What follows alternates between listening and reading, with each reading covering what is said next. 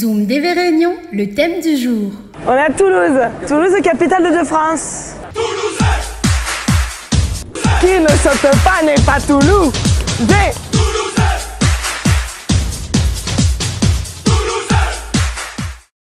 Et du côté de Toulouse, on a Frédéric, Jean-Michel et après Christian. Aujourd'hui, on va parler de Toulouse. Toulouse pour les déficients visuels. Frédéric, Christian et Jean-Michel vont nous dire un peu ce qu'il y a d'intéressant à Toulouse pour les déficients visuels, comme ils vivent là-bas. Si on parle de centres de formation, est-ce qu'il y a des centres de formation intéressants pour les déficients visuels? Ouais. Alors, le centre de formation, il faut savoir qu'à l'Institut, à Toulouse, il y a un centre pour déficients visuels, IGA, Institut des jeunes aveugles. L'Institut propose deux formations en interne, l'accordeur de piano et le canage rempaillage de chaises. Vu la politique actuelle, maintenant, ils poussent plus les DV vers une formation extérieure. Par exemple, si un DV il veut faire un peu de boulangerie ou quoi que ce soit, l'Institut aide cette personne à trouver un maître d'apprentissage. Voilà, exactement. Et après, l'Institut suit cette personne par le biais du CFA ou quoi que ce soit pour tout ce qui dit adaptation de documents et suivre la personne si la personne rencontre des difficultés. La politique actuelle, c'est ça, c'est un CRP hors les murs, un centre d'éducation professionnelle hors les murs, c'est-à-dire hors de la maison mère. Pourquoi le canage et remplissage des chaises et l'accordeur restent en interne? Parce qu'en externe, n'existe pas. Donc, du coup, il y a environ 10 personnes DV en interne qui suivent ces deux formations et il y en a une vingtaine à l'extérieur qui suivent diverses formations comme l'agroalimentaire, ingénieur en informatique et tout ça. Et ils accueillent toujours les DOM? Oui, on accueille toujours les DOM, mais alors le lieu d'hébergement, quand ils arrivent sur Toulouse, l'Institut met en place un système d'hébergement. Ce système d'hébergement, ça se trouve sur l'extérieur. Il n'y a plus d'hébergement dans l'Institut en lui-même. L'Institut prend en charge le studio. La personne qu'est-ce qu'elle a à payer?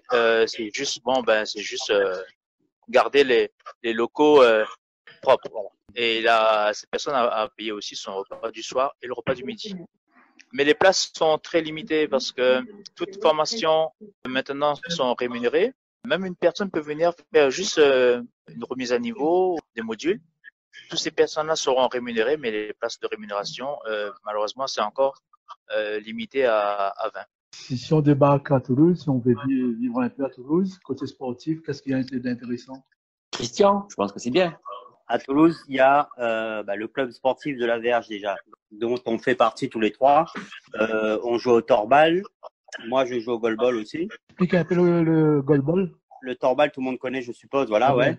Le goalball, c'est un sport paralympique de base qui se joue sur un terrain de volley. 18 mètres de long sur 9 mètres de large. Après, ça se joue à 3 contre 3, comme au torbal, sauf qu'il n'y a pas les ficelles au milieu. Le terrain va être divisé en 3 zones, avec une zone neutre et 2 zones d'équipe. La zone d'équipe va être divisée en zone de défense et zone d'attaque. Après, il y a un ballon. Le ballon, il fait 1,250 kg. Le but du jeu, c'est de lancer ton ballon toujours à la main, comme au torbal. Et il doit toucher une fois ta zone d'attaque et une fois la zone neutre. Et après, voilà. La durée du jeu est plus longue que par rapport au torbal. Aussi, ouais, la durée de jeu, le torbal, c'est 2 fois 5 minutes et au goalball, c'est 2 fois 12. Donc, il faut toujours avoir les yeux avec un bandé. masque. Ouais. Voilà, et après, aujourd'hui, moi, je fais aussi du showdown. Je sais pas si vous connaissez. C'est un peu comme le tennis de table, là, non? Voilà. En fait, ça se joue sur une table fermée, enfin fermée sur les côtés. On est chacun à un bout de la table avec une raquette. On a un trou qu'on doit empêcher la balle de rentrer. Enfin, on doit empêcher la balle de rentrer dans le trou qui est juste devant nous. Pour résumer un peu le showdown. Mais ça se joue une personne contre une personne avec une raquette à chaque goal, quoi. Après, il y a d'autres sports, Ramos? Oui, bien sûr, il y a le tandem, mais c'est plutôt à titre de loisir. Il n'y a pas de compétition. Oui, c'est vrai, j'ai oublié. Vous faites pas la pétanque? Il y avait eu un essai. Alors ça peut se remettre en place, c'est assez facile parce qu'on a le matériel. C'est pas quelque chose qui a rencontré un succès. Voilà. Donc on l'a arrêté. Il y aurait la possibilité de refaire, oui. C'était la pétanque adaptée là pour les déficients. Oui, c'est ça. La pétanque adaptée, c'est on déroule un tapis devant soi comme un damier. Et ce damier, il est composé de, ces monsieur sont bons, de 7 cases de largeur vers en profondeur 7 cases pareilles. Et on se met au centre. Alors pour être aidé, il y a comme un T, qu'on pose par terre en bois, et on met les pieds de part et d'autre de cette barre et on reste fixé. On bouge pas. Et la balle, le cochonnet, quand on la lance, on dit que la balle est atterrie comme un petit peu à la bataille navale à la case E9. Je dis un exemple. Hein. Et après, donc, c'est dans sa tête, on s'imagine le damier, et avec la boule, on essaie de se rapprocher de ce repère. Le cochonnet est toujours mis au centre de la case sur laquelle il est atteint. Et ça se joue pareil comme la pétanque, on joue les uns après les autres. Excuse-moi, tu es non-voyant ou malvoyant? On peut dire non-voyant. Je suis très, très, très malvoyant. Très, très, très. Et Frédéric et Christian? Moi, je suis non-voyant. Moi, je suis malvoyant. On va aborder la culture. La culture chez Toulouse, c'est la médiathèque. Alors, la médiathèque, c'est vrai que José Cabanis, voilà, j'ai reconnu Thierry Morel, qui m'appelle assez régulièrement. Ça veut dire que on a des livres en braille et on les envoie, alors c'est vrai, partout en France, mais donc on les envoie aussi dans les dom-toms. Donc Thierry, ce qui veut dire qu'il reçoit les livres de Toulouse. On lui donne un catalogue où il nous téléphone, où il nous dit ses goûts. Et après, on envoie ces bouquins. Alors, ça veut dire que c'est des bouquins en braille pour tout âge. On a pour les enfants, les tout petits. On a des albums. Les albums, ça veut dire des petites histoires avec des images tactiles à toucher. Ensuite, on a des livres pour ados. Ados, ça veut dire qu'il y a une ligne écrite en braille et en dessous une ligne écrite en noir. C'est pour les ados, pour aussi un apprentissage d'une bonne lecture avec un accompagnement avec un voyant. Et on a des livres adultes écrits entièrement en braille cette fois-ci, donc il n'y a pas d'image tactile, il n'y a pas de doublon. Et ça peut être du braille intégral, aussi du braille abrégé. Lorsque la personne reçoit les bouquins, il les reçoit comme dans une petite valisette en tissu. Il les garde 3 mois ou 4 mois. Dès qu'il a fini, il redonne ces valisettes au facteur ou à la poste. Il n'y a aucun frais, ni pour l'inscription à la médiathèque de Toulouse, ni dans l'envoi et la réception de livres braille. Ces frais sont pris en charge par les ministères de l'armée de la métropole. Donc ça, c'est pour des livres en braille, c'est ce qu'on va appeler des prêts en correspondance. Donc soit le catalogue, on peut le donner aux personnes, ou soit le catalogue, si la personne est aisée à manipuler l'Internet, il peut consulter le site et regarder ce qui existe en braille. Donc vous avez un catalogue en ligne en fait. C'est ça, un catalogue en ligne à partir de la médiathèque de Toulouse. Le catalogue est accessible. Mais aussi, on peut l'envoyer par Internet sous un format Word ou format Excel. Sur place, donc on est vraiment dans la médiathèque. Sur place, il y a ces mêmes livres en braille, aussi des livres audio, pour pouvoir écouter si la personne n'a pas envie de lire. Mais ces mêmes livres audio peuvent faire l'objet d'un prêt en correspondance, même faire la réunion. Alors, c'est pas la médiathèque qui s'occupe de ça, c'est un autre service. C'est vraiment un autre service de la mairie qui s'occupe d'envoyer les livres audio sur la métropole, mais aussi dans les dom-toms. Donc, la Réunion en fait partie. Sur place, il y a aussi des livres en gros caractères. Alors, quand je dis gros caractères, c'est plutôt pour un confort de lecture, parce que c'est des gros caractères à 14 points, 16 points, 18 points, mais pas beaucoup plus. À côté de ces bouquins, il y a tout un accompagnement à l'outil numérique. Quand je dis outil numérique, ça peut être tout aussi bien dans l'accompagnement, dans la formation de l'ordinateur, avec NVDA ou JAWS, mais aussi sur les tablettes ou les smartphones. Donc là, on va apprendre aux gens à manipuler ces outils. On va leur apprendre aussi à pouvoir télécharger des livres à travers 3 bibliothèques partenaires. Bibliothèque EOL appartient à la VH. Voilà, donc tu peux télécharger des livres numériques chez eux, mais aussi à travers la BNFA, qui est la bibliothèque numérique francophone accessible, qui appartient au groupe BrailleNet, qui s'occupe beaucoup de l'accessibilité numérique BrailleNet. Et pour finir, l'association des donneurs de voix. Là aussi, on va pouvoir télécharger des livres qui proviennent de cette bibliothèque. Alors, quand je parle de livres, c'est des romans, c'est vrai. Ça peut être aussi des documentaires. Documentaire, je sais pas, ça peut être quelque chose autour du tourisme ou autour de la religion, autour des sciences. C'est tout ce qui est hors roman, documentaire. Mais aussi, on pourra télécharger des revues. Ils ont, par exemple, Que choisir, Le Monde des animaux. Donc, ils ont tout un tas de revues qui peuvent être aussi téléchargées. Et ces bouquins, ils sont au format qu'on va appeler DAISY, mais en fait, faut pas trop s'embêter avec ça. C'est du format audio lu par des bénévoles. Alors, parfois, le bénévole, il lit bien, hein, il fait ce qu'il peut. Parfois, le bénévole, on est un peu, pour certains, c'est un peu compliqué. Alors, il y a une petite astuce qui permet le lecteur audio d'accélérer un petit peu le débit. Comme ça gomme les petits défauts qu'on peut avoir chacun de nous lorsqu'on lit quelque chose à haute voix. Pour finir, on a une troisième mission. Lorsque une exposition est prévue, que ce soit à la médiathèque ou en ville, on essaye toujours d'imaginer une accessibilité autour de cette expo. Ça peut être une expo de photos, ça peut être une expo d'un artiste autour de la gravure.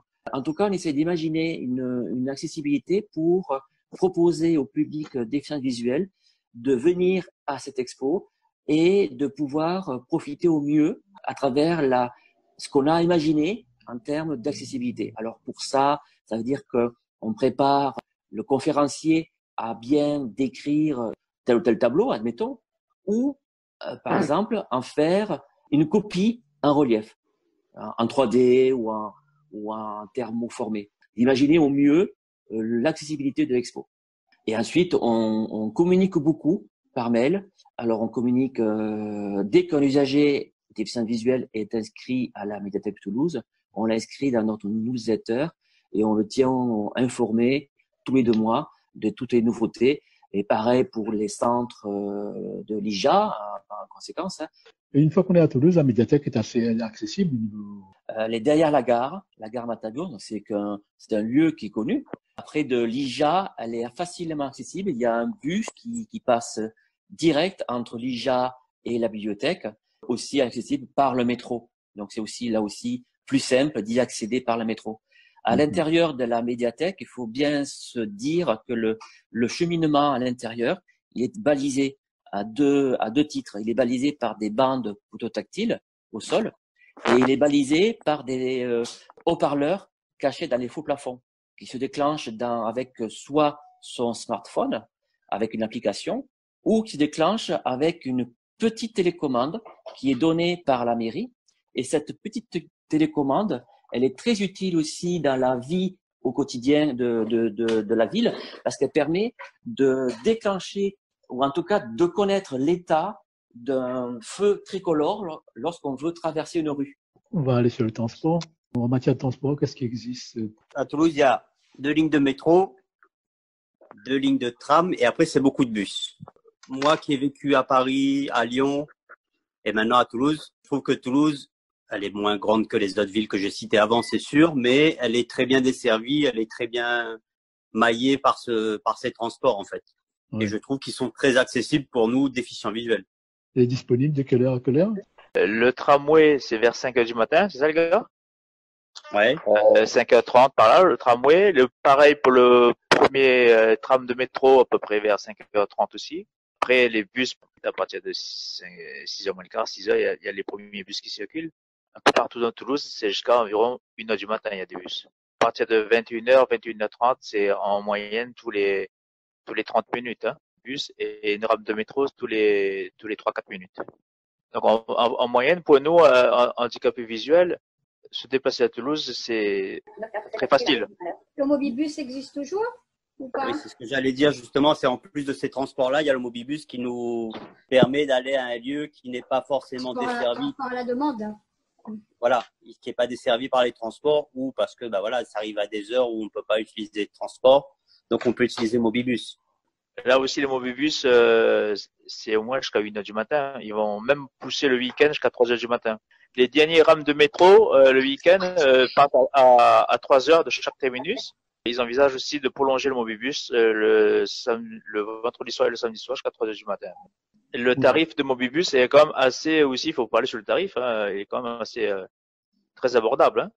Parce que le mobibus propose 2 services. Il y a un service adresse à adresse, où le chauffeur il est censé de rester dans son camion, c'est la personne qui doit s'organiser pour rentrer dans le camion.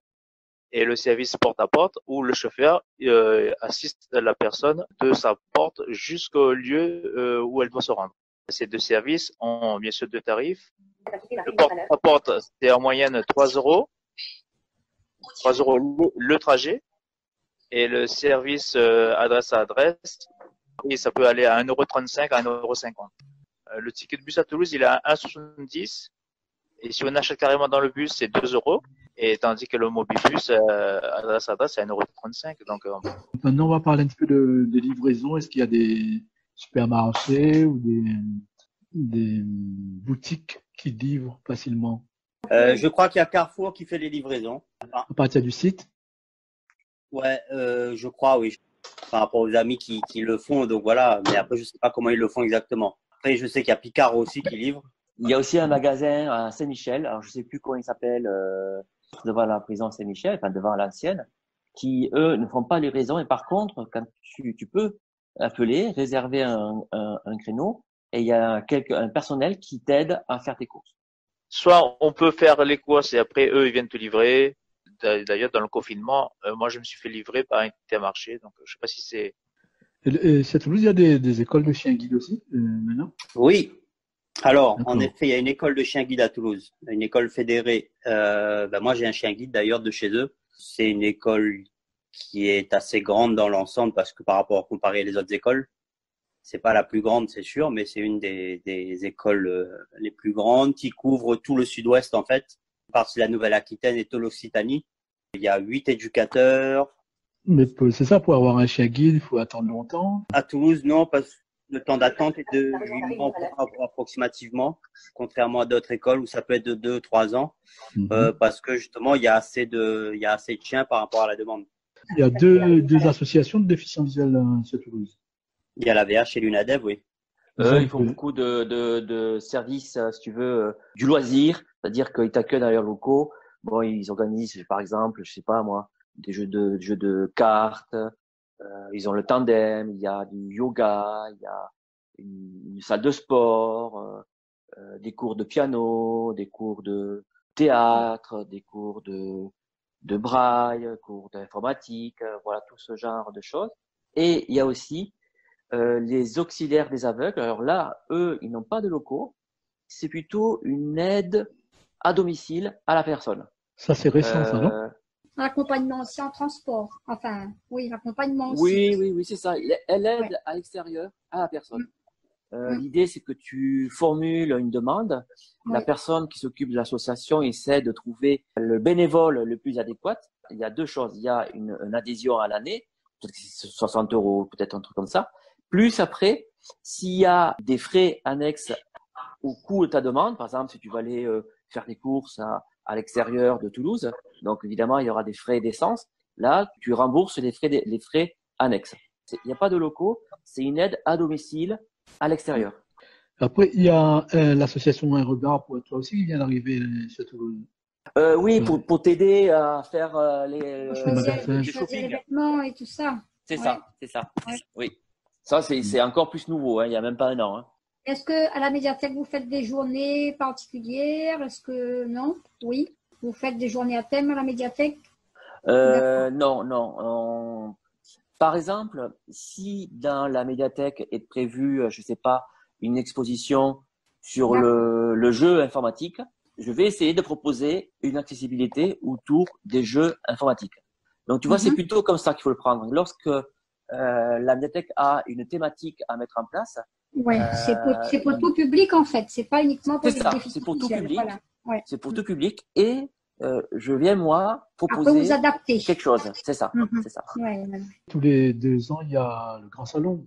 Le salon autonomique. Autonomique, ouais. Ah oui. Il est tous les 2 ans à Toulouse et il présente tout ce qui est nouveauté.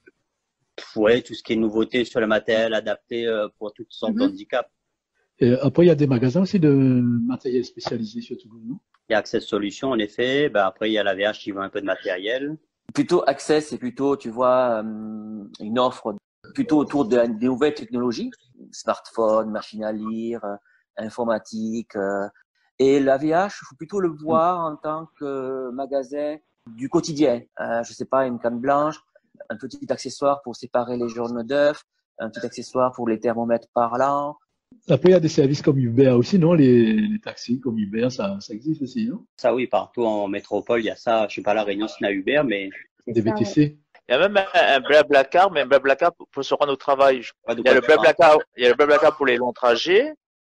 Il y a le Blablacar aussi pour faire des mini-trajets, comme quelques kilomètres. Moi, en ce qui me concerne, à Toulouse, des fois, on oublie son handicap, hein. On peut se déplacer d'un point A à un point B. On peut se déplacer Facilement, comme on veut, facilement, et on a tendance à oublier qu'on est handicapé visuel. Au niveau des salles de cinéma, Toutes les salles, maintenant, tu vas, on te donne le casque et c'est bon. Alors, soit c'est avec le casque, c'est vrai, tu as raison, Christian, ou soit ça, c'est plutôt à l'UGC qu'ils te donnent le casque.